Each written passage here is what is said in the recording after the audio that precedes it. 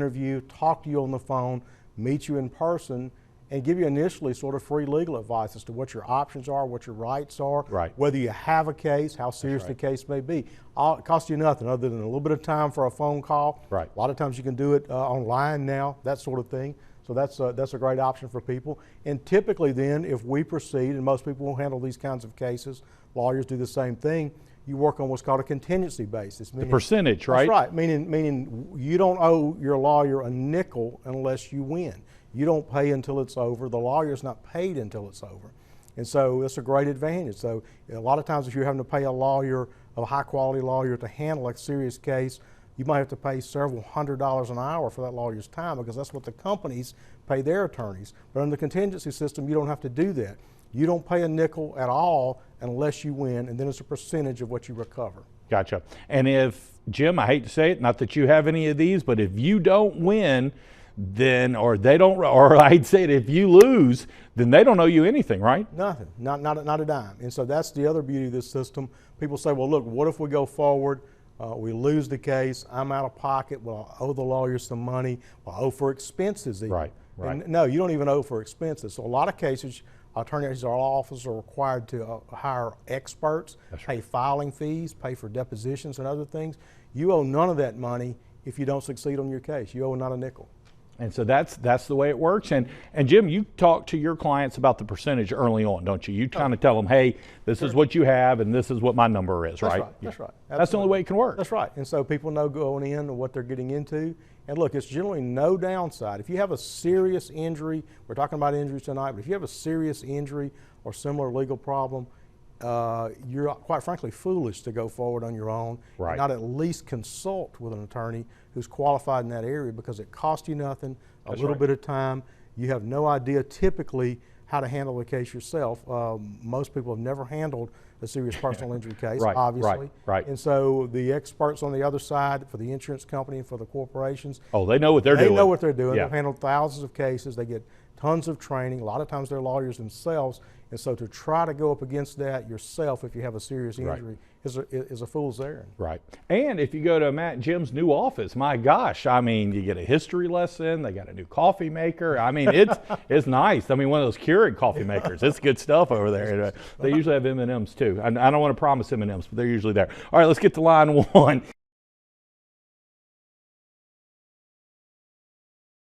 Jim, we're going to go to the fine city of Ocean Springs, your hometown, and talk to, who do we have on that? Andrea, what can we help you with from Ocean Springs tonight? I stayed at a hotel in Wiggins, Mississippi. I was getting into the tub, and the flooring was lower than the bottom of the tub, so I had to step up into the tub. I got out of the tub to get the shampoo, and when I got back into the tub, I slipped and fell hard and fast on my knees. So in my mind, the tub was not installed correctly. I got you. And my knees are not getting any better. In fact, they're getting worse. Andrea, there knee problems. Gosh, girl, I am with you on that one. Jim, what do you thought? Siri, it sounds kind of like the standard slip and fall, as you like to call them. And so what we're dealing with here sounds like a potential construction defect. So you have in slip and fall cases, you have different types of cases. Sometimes it's not a construction defect, it's a maintenance defect. Maybe some water's on the floor, the classic banana peel on the floor or something like that. Sounds like what we have here is a potential construction defect. And so we need some more facts, but the basic outline is this. If you are seriously injured in this type of fall, there are tons of codes and standards, building standards, that they have to comply with, especially in a public place like a hotel. And you can tell someone who handles these kinds of cases pretty quickly, objectively, whether this construction of this tub and the adjacent area around it complies with those building codes and requirements. And if it doesn't, then you probably got a case. And if it does, then you probably don't. And again, it's going to depend on the seriousness of the injury too. So if you're slipped and you hurt, but you've recovered, you don't have serious medical issues, you're not going to have any in the future, probably a minimal claim, but it's going to rise and fall typically with how that area was constructed is what it sounds like to me, whether it complies with minimum standards, which is usually codified in national standards that are usually adopted by local municipalities, And if it didn't comply with it, then you probably got something to work with. And I want to thank Andrea for not saying the name of the hotel. She did really good on that one. Jim, she did say a knee injury. That's one of those injuries that maybe it feels better, but then in a week from now, a month from now, it could get worse on her. Is that something she needs to keep her eye on? Absolutely. And so what you need to make sure you're doing is seeking medical treatment and doing what the doctors say. And so I can't tell everybody that comes in, you know, the first order of business, set aside whether you have a legal case or not, is take care of yourself medically, particularly if you're dealing with a back or a knee and your job involves something that requires standing, walking, or physical activity, because it could seriously affect your ability to earn a wage in the future if it's a serious injury that's going to have restrictions. So you really want to make sure that you're being checked out, you're doing what the physicians tell you to, and if it's a serious injury, then you know how to proceed. But you need to make sure that you're doing what you need to medically first and foremost. The second sort of benefit of that is it documents your case, the fact that you were injured and have a serious injury. So a lot of people are stoic and say, well, I'm going to work through it. Yeah, that's right. And they don't go to a doctor for 6 or 8 months. And then they say, well, I have a claim. I fell and I was hurt. And I said, well, you went 6 or 8 months without going to the doctor. Were you really hurt when you fell, or did you get hurt later? So yeah, it's a difficult line. You want to be tough, but at the same time, you want to be a good employee, but you got to take care of yourself. And you said it right, Jim. So Andrea, thank you so much for the call tonight. Spot on. Jim and I were literally just talking before the show about pain and injury, and how when you're in pain, it's the only thing you can think about. So anyway, all right, that takes us into our first block of the evening. When we come back, we're going to have more calls and questions, plus this week's Legal Brief with Matthew Mestayer, all here on LawCall.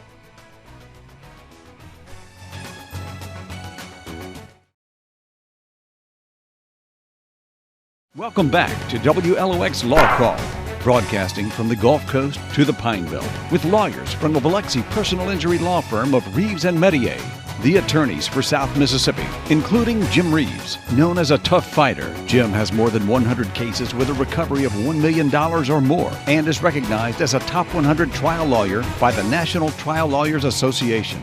Plus Matthew Mestayer. Matthew served as an award-winning judge for nearly 20 years, has recovered millions for his clients, and is deeply involved in community issues on the entire coast. And hosted by broadcaster Ken Flanagan. The show has included over 200 guest attorneys from across Mississippi. This is WLOX LawCall. Yes, it sure is. And we're here on Saturday night on WLOX and WDAM. So happy to have you along. Now it's time for our legal brief. Now, when you're dealing with an insurance adjuster, you got to be wary. Not your insurance guy in your local neighborhood, but the adjuster. Don't accept any offer without checking in with your attorney first. Matthew Mestayer explains more tonight. If you've been injured in an accident, it's generally not wise to deal with the other side's insurance company without talking to a personal injury attorney first. Why? When the insurance company offers a settlement, you may not realize how many issues there are to be considered. Do you know how serious your injuries really are? Will you need long-term medical care or rehabilitation? How much of what you recover will you still owe to your own insurance company or employer health plan? How much money is usually recovered by people with similar injuries? So you can see why it's very important to have someone on your side who understands the rules and standards for claims like yours. Without a lawyer, you won't have any idea of what you may be entitled to recover. That's your legal brief for tonight. I'm personal injury attorney Matthew Mestayer. Back to you. Thank you, Mr. Mestayer. Good information as always. Jim, we talk about it. Those insurance adjusters, very clever, very quick to action, and they're looking to settle. Looking to settle and settle cheap. And cheap, right, exactly. That's the key thing they're looking for. You know, we've talked about it before, the advent now of the way they can text you and email you an offer. And I mean, there's money. You just click on the right link and it's off and running. No, the old saying goes, if it's too easy to be believed, too good to be true. Probably is. Okay. Yep, very good. All right, let's get back to the phone lines. The phone lines are open, 896-0713 or 1-800-349-0713. That toll-free number is good from Long Beach to Lucedale to Laurel and all points in between. We'd love for you to get on it tonight. We're going to go to line 2 now and go to Gulfport, just a little west of where we are right now. We're going to talk to Patricia. Patricia, good evening. What can we help you with? Good evening. Hey. Hi, how are you? Hi, Patricia. I wanted to ask Mr. Jim a question because last summer my daughter developed an abscess infection from shaving under her arm. Okay. And she went to a local urgent care who prescribed her a common antibiotic. Okay. And she took the antibiotic for 10 days that it was prescribed for, but she started developing hives after about 7 days, but she continued to take the antibiotic until she completed it as prescribed. But she started getting fever and just getting sick on the 9th day, and she went to a local hospital. Okay. They gave her some more prescription to take, and she got worse. Each day she was getting worse almost by the hour, and the second day we went to the same hospital, ER. Okay. We believe that doctor knew on the second day, a different doctor that saw her knew what it was that she had, but he did not want to contradict the first doctor from the first night, so he did not touch anything on what he thought was prescribed to her. So, but we went on the third day, the same thing. They kept just pumping her with different medication. Right. So the fourth day, we went to a different hospital. As soon as the doctor from this fourth hospital on this fourth night saw her, he diagnosed her right away with Steven-Johnson syndrome, which she got from the antibiotic that she was prescribed. Right. Yeah. Right. So I was just wondering, can we hold anybody accountable with this? Because she went through a lot. We had to go to New Orleans just to get treatment. My daughter was looking like a burnt victim. Patricia, how's your daughter now, man? Yeah. She's doing much better, but the psychological, effects that it had on her, the pain she went through, she was out of work for months.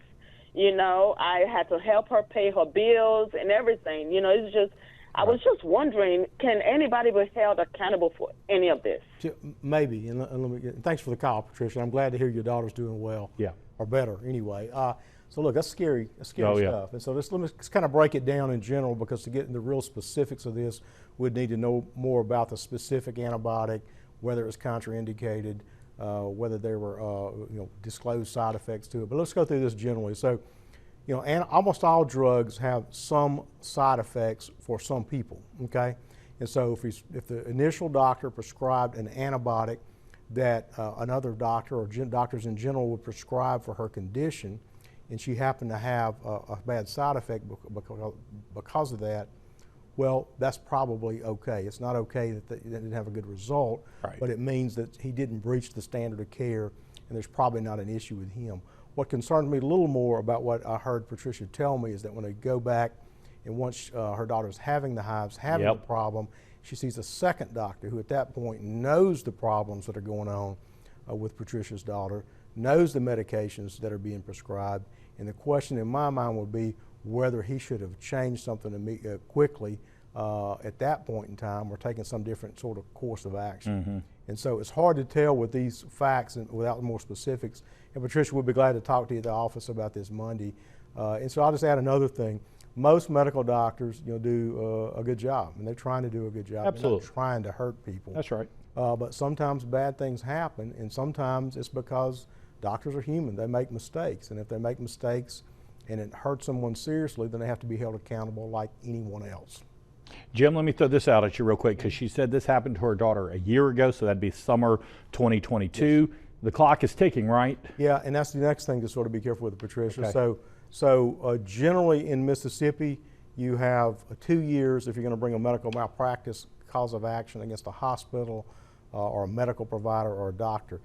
If you were seen, or if she was seen at a medical facility or by a doctor who is what's called a community hospital or part of the state-run medical facility, then it could be as short as 1 year. Wow. So you have to move very quickly. And statute of limitations means that after a certain date, you generally won't be able to bring a claim, no matter how much merit it may or may not have had. So if you want to talk about this, we need to talk about it quickly. And so the other thing is, final thing, some people say, well, even if a doctor or a medical facility did something wrong, if you're not pretty seriously injured, these cases are extremely complicated and expensive to take on. And so if you don't have someone who's seriously injured or killed, then quite often doesn't make a lot of sense to go forward with a formal claim, even if the doctor or medical facility did something wrong. We have caps in this state which limit what you can recover. That's right. In almost every kind of case. Patricia, great call tonight. It definitely sounds like the clock is ticking, and Jim will be in the office. We have 10 a.m. set aside for them on Monday mornings for him and Matt to take any follow-up phone calls. Let me encourage you. Give him a buzz, give Matthew a call, and they'd be happy to talk to you a little bit more. It's a little much for the TV show, but I thought she did a great job describing it. Did a great job. And that's a concerned mama. That's what that is. I could hear that in her voice. And you have to be, and that's scary stuff. I don't know Patricia, but I know a concerned mama when I hear it. You're doing a great job. Keep it up, Thanks, Patricia. Thank you so much for the call tonight. All right, when we come back, I've got contact information for Matthew and Jim when we come back on Law Call.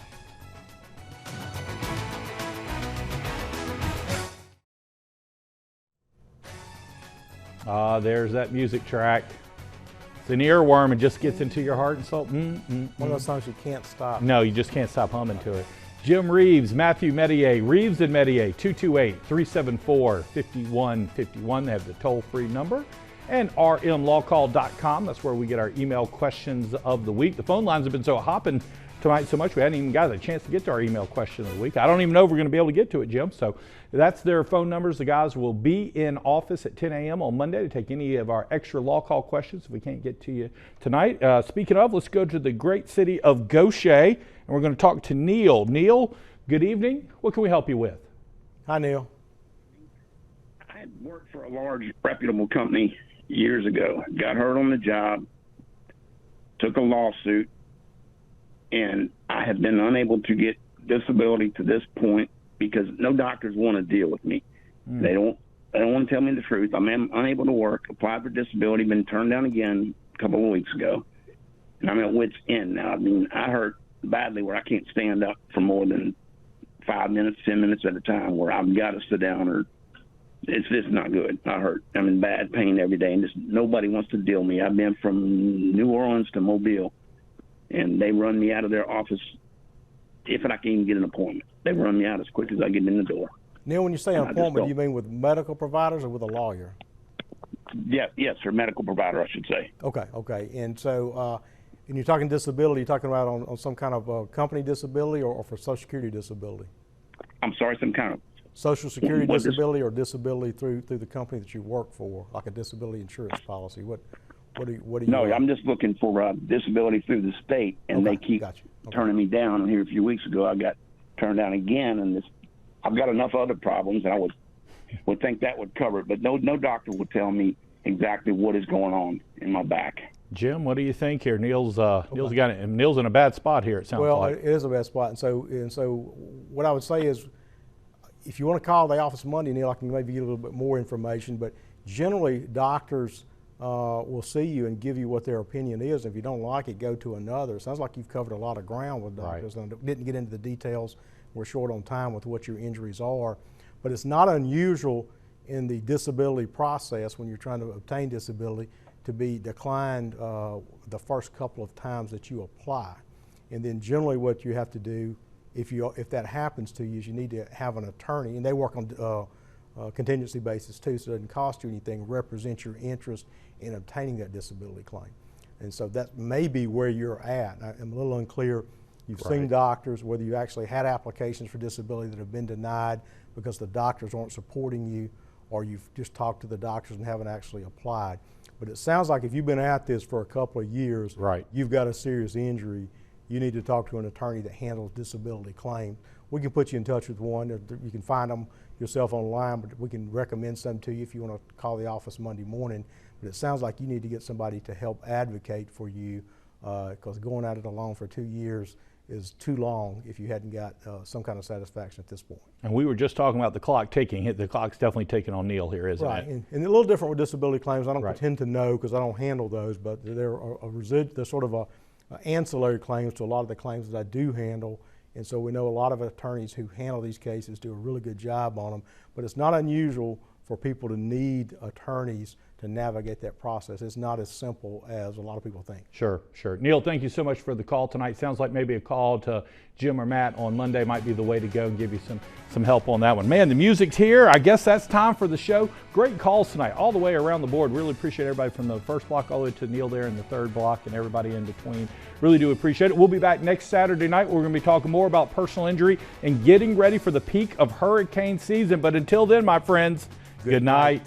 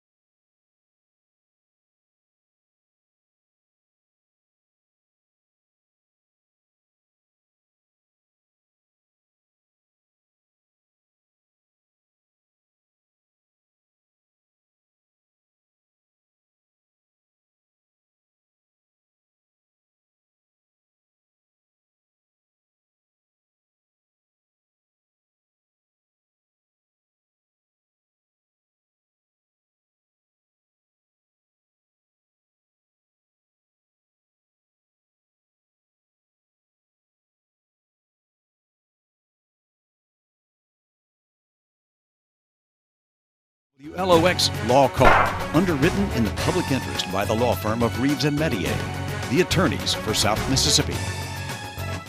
And good evening and welcome to Law Call on this Saturday evening. I'm Ken Flanagan. So happy to have you with us on WLOX and WDAM. Our topic tonight, it's a biting one. That's right, termites. The Formosan termite may be more destructive than your average hurricane season over the course of the lifetime of your home. We're talking about them tonight. They are everywhere. Termite damage to your home, to your office, to your work. What happens when you get that termite bond and it doesn't work? Was it done properly?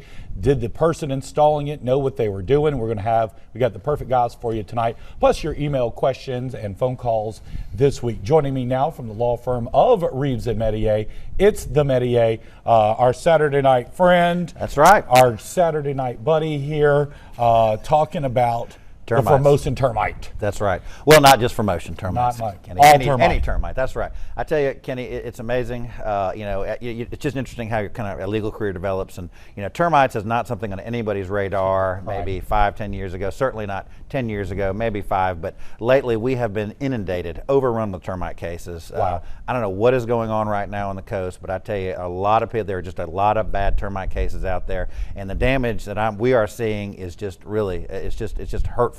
If hurricanes aren't enough, if all the other things we have to deal with aren't enough, now you've got this termite situation. And so we're hitting a lot of cases about it and excited to talk about it tonight because we have some important things to kind of relate to people, things they need to be aware of as any homeowner in South Mississippi should be aware of. And Matthew, for a termite show this big, Right. You had to bring in the big gun. Absolutely. You had to, who did you bring with you tonight to take down the termite? It is a great treat to have my friend and partner Jim Reeves with us tonight. So we have a full complement on the show, and happy to have Jimbo here. Jim, great to have you back Glad to be here, with the bud, big guys. guy, as always. That's Saturday right. night. Jim, it really is. I was kind of equating it to hurricanes. No, it's not as dramatic. It is a slow motion kind of hurricane with termites, but the destruction is just the same long-term possibly to your house. Absolutely, and I never heard it put like that, Kenny, but you're absolutely right. I mean, it's terrifying, and because a lot of times what we find are people, these termites are way into the house before you ever realize there's a problem. Right. And Matthew's exactly right. This has been a dramatic increase in this problem, it seems to be, over the last decade. You know, your home is your most important and largest asset. It's where your money's at. And so it's, it's